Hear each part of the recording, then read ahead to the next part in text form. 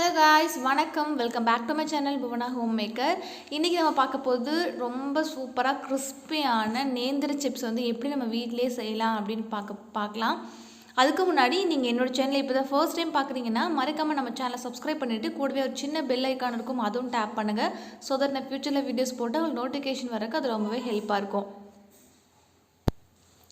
இந்த சிப்ஸ் போடுறதுக்கு நம்ம நல்லா வாழைக்காய் எடுத்துக்கலாம். நேந்திர வாழைக்காய் எடுத்துக்கலாம். நம்ம சிப்ஸ் கடையில் காசு கொடுத்து வாங்குகிற அந்த ரேட்டுக்கு ஒரு தார் வாங்கினீங்கன்னா நம்ம தாராளமாக ஒரு 2, 3, 4, 5 கிலோ வரைக்குமே அதில் நமக்கு செய்ய முடியும். நான் இன்றைக்கி ஒரு தார் தான் யூஸ் பண்ணி செஞ்சுருக்கேன். வாழைக்காய் நான் எப்படி சீவணும், எப்படி கட் பண்ணணும்னு சொல்கிறேன்.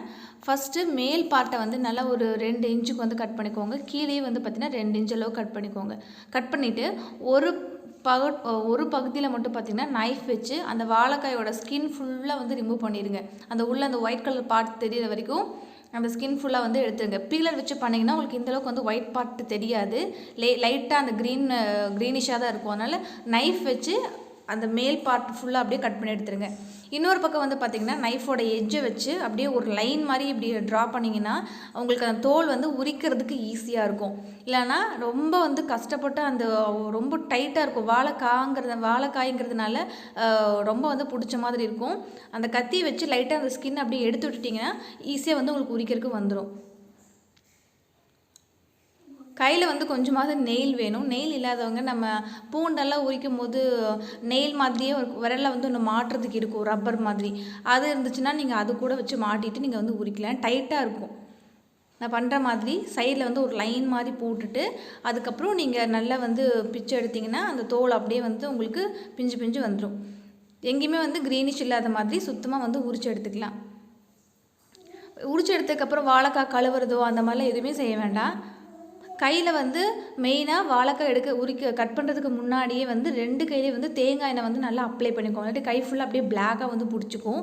கையில் நல்லா எண்ணெய் அப்ளை பண்ணிக்கோங்க. இப்போ நம்ம ஒரு பாத்திரத்தில் தேங்காய் எண்ணெய் ஊற்றிருக்கேன். தேங்காய் எண்ணெய் ஊற்றி தான் கம்பல்சரி பொரிக்கணும். அப்போ தான் கடையில் வாங்குகிற அந்த டேஸ்ட் கண்டிப்பாக கிடைக்கும். நார்மல் நம்ம ரேஷன் கடையில் வாங்குகிற எண்ணெயோ இல்லை கோல்டு வின்னரோ பொரிச்சிங்கன்னா கண்டிப்பாக உங்களுக்கு அந்த டேஸ்ட்டே வராது.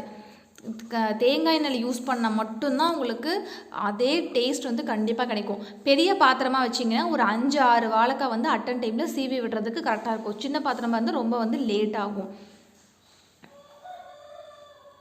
நான் இன்றைக்கி ஒரு தார் பொரிக்கிறதுக்கு எனக்கு 1.5 லிட்டர் to 1.25 லிட்டர் எண்ணெய் தேவைப்பட்டுச்சு. ஸோ நீங்கள் ஒரு சீப்பு 2 சீப்பு அந்த மாதிரி பொரிக்கிறதா இருந்தால் உங்களுக்கு ஒரு 3/4 லிட்டர் எண்ணெய் அந்த அளவே போதும். இந்த எண்ணெய் பார்த்திங்கன்னா கடைசியில் உங்களுக்கு கொஞ்சம் உப்பாகவும் நல்லா நம்ம மஞ்சத்தூள் மேலே துருக்க அந்த எல்லோ கலரில் இருக்கும் அந்த எண்ணெய். ஸோ அதை நீங்கள் ஏதாவது தோசைக்கு இல்லை தாளித்த சாப்பாடு, லெமன் ரைஸு, குழம்பு, ரசம் இந்த மாதிரிலாம் செய்யும் போது அந்த எண்ணெய் நீங்கள் யூஸ் பண்ணிக்கலாம். அது எண்ணெயில் உப்பு இருக்கிறதுனால நீங்கள் மற்ற சமையல் செய்யும் போது உப்போட அளவு கொஞ்சம் கம்மி பண்ணிக்கோங்க. நெக்ஸ்ட் நான் இப்போ ஃபுல்லாக சீவி முடிச்சிட்டேன். இதுக்கு மேலே பார்த்திங்கன்னா நம்ம மஞ்சள் தூளும் உப்பும் கலந்து தண்ணி தொளிக்கணும். நான் இன்றைக்கி 2 டேபிள் ஸ்பூன் அளவுக்கு உப்பு, 1/2 டீஸ்பூன் அளவுக்கு மஞ்சள் தூள் எடுத்து ஒரு பாத்திரத்தில் 1/2 சொம்பு தண்ணி ஊற்றி நல்லா மிக்ஸ் பண்ணி வச்சுருக்கேன். இது எனக்கு தேவையான உப்பு டேஸ்ட் உப்பும் அந்த மஞ்சள் பொடி கலரும் கரெக்டாக இருந்தது.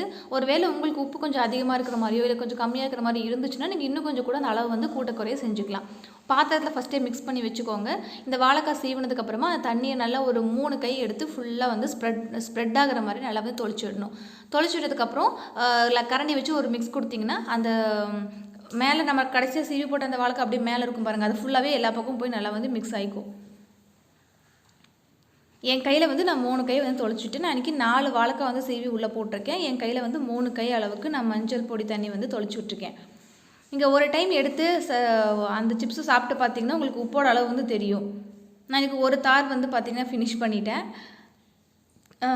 உப்போட அளவு உங்களுக்கு தெரியும். அதுக்கப்புறம் நீங்கள் உப்பு அதிகமாக வச்சுட்டு கொஞ்சம் தண்ணி ஊற்றிக்கோங்க. இல்லை உப்பு கம்மியாச்சுன்னா உப்பு கொஞ்சம் சேர்த்துக்கோங்க.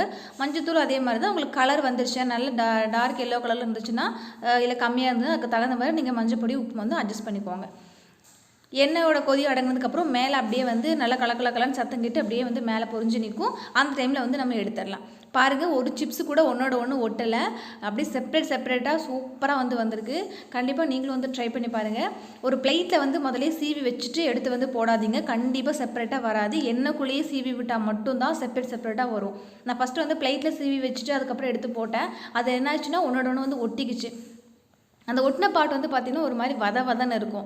எண்ணெய்க்குள்ளே சீவி விட்டால் மட்டும்தான் உங்களுக்கு வந்து இந்த மாதிரி செப்பரேட்டாக வரும். ஆயிலில் நீங்கள் சீவும் போது சிம்மில் வச்சுட்டு சீவிக்கோங்க. சீவி முடிச்சதுக்கப்புறமா ஃப்ளேம் வந்து ஹையில் வச்சுக்கோங்க. ஸோ நான் சொன்ன டிப்ஸ் எல்லாத்தையுமே ஃபாலோ பண்ணி கண்டிப்பாக ட்ரை பண்ணி பாருங்கள். இந்த வீடியோ பிடிச்சிருந்ததுன்னா ஒரு லைக் போடுங்க. ப்ளஸ் ஆர் மைனஸ் கமெண்ட் செக்ஷனில் ஷேர் பண்ணுங்கள். See you soon in another video. Bye bye.